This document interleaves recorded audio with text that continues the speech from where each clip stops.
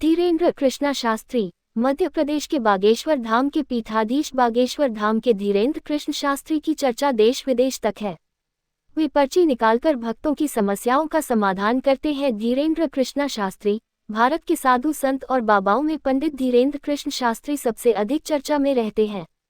बागेश्वर धाम वाले धीरेन्द्र कृष्ण शास्त्री की चर्चा देश विदेश तक काफी फैली हुई है।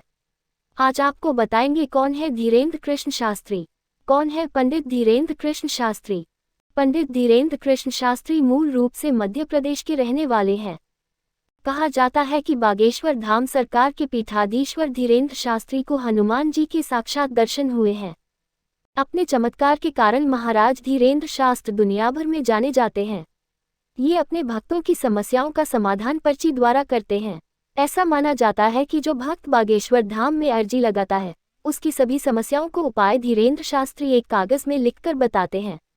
धीरेन्द्र शास्त्री मध्य प्रदेश के छतरपुर जिले में पड़ने वाले प्रसिद्ध व प्राचीन धार्मिक स्थल बागेश्वर धाम सरकार के पीठाधीश्वर और पुजारी भी हैं। यहाँ देश भर के कोने कोने से लोग दर्शन के लिए आते हैं और समस्याओं की अर्जी लगाते हैं।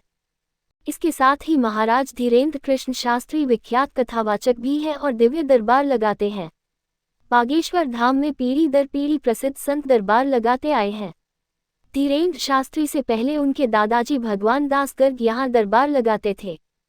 हालांकि धीरेन्द्र कृष्ण शास्त्री विवादों में भी घिरे रहते हैं। कई लोग उनके उपाय को चमत्कार बताते हैं और कुछ अंधविश्वास, लेकिन इस बात से इनकार नहीं किया जा सकता है कि लाखों करोड़ों भक्तों की महाराज धीरेन्द्र शास्त्री पर अपार श्रद्धा है। धीरेन्द्र कृष्ण शास्त्री का जीवन परिचय। धीरेन्द्र कृष्णा शास्त्री बायोग्राफी। बागेश्वर धाम सरकार धीरेन्द्र शास्त्री का जन्म 4 जुलाई 1996 को मध्य प्रदेश के छतरपुर जिले के गड़ागंज गांव में हुआ और इस स्थान पर हनुमान जी को समर्पित प्राचीन मंदिर बागेश्वर धाम है। धीरेन्द्र कृष्ण शास्त्री के दादाजी पंडित भगवान दास गर्ग ने चित्रकूट के निर्मोही अखाड़े से दीक्षा प्राप्त की थी। उन्होंने बागेश्वर धाम का जीर्णोद्धार कराया था। धीरेन्द्र कृष्ण शास्त्री के दादाजी भगवान दास गर्ग बागेश्वर धाम में दरबार लगाते थे। कहा जाता है कि धीरेन्द्र शास्त्री के पिताजी रामकृपाल गर्ग नशे के आदी थे और वे बागेश्वर धाम का काम नहीं करते। इनकी माताजी का नाम सरोज गर्ग है, जो कि एक गृहिणी है। धीरेन्द्र कृष्ण शास्त्री के छोटे भाई का नाम शालिग्राम गर्ग है, जो कि बागेश्वर धाम का कामकाज देखते हैं। धीरेन्द्र कृष्ण शास्त्री ने अपनी प्रारंभिक शिक्षा गड़ा गांव के सरकारी स्कूल से की। फिर इन्होंने बीए की डिग्री ले। हालांकि कुछ लोगों का कहना है कि धीरेन्द्र शास्त्री के 8वीं पास है। धीरेन्द्र कृष्ण शास्त्री जब 12 वर्ष के हुए तभी से प्रवचन देना शुरू कर दिया।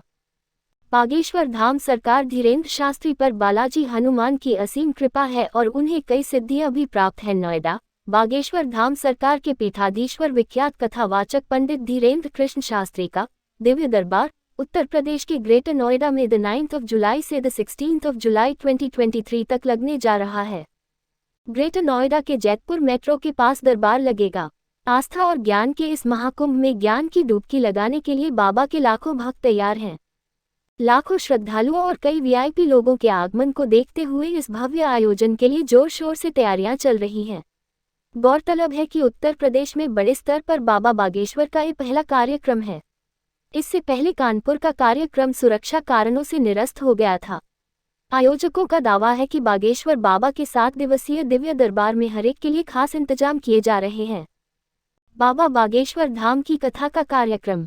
मुख्य आयोजक शैलेंद्र शर्मा के मुताबिक 9 जुलाई को कलश यात्रा का आयोजन किया जाएगा, जिसमें लगभग 1.25 लाख महिलाओं के भाग लेने की उम्मीद जताई जा रही है। इसके लिए व्यापक स्तर पर प्रबंध किए जा रहे हैं। 10 से 16 जुलाई तक पूज्य बाबा के श्रीमुख से कथा प्रवचन होगा। इस दौरान 12 जुलाई को दिव्य दरबार एवं 14 जुलाई को सनातन धर्म सभा का आयोजन किया जाएगा। बड़े स्तर पर चल रही हैं तैयारियां। यूपी के सबसे बड़े धार्मिक कार्यक्रम के मुख्य आयोजक शैलेंद्र शर्मा के मुताबिक ग्रेटर नोएडा में होने जा रहा बाबा बागेश्वर श्री धीरेन्द्र शास्त्री के कार्यक्रम की दिव्य और भव्य तैयारियां की जा चुकी हैं।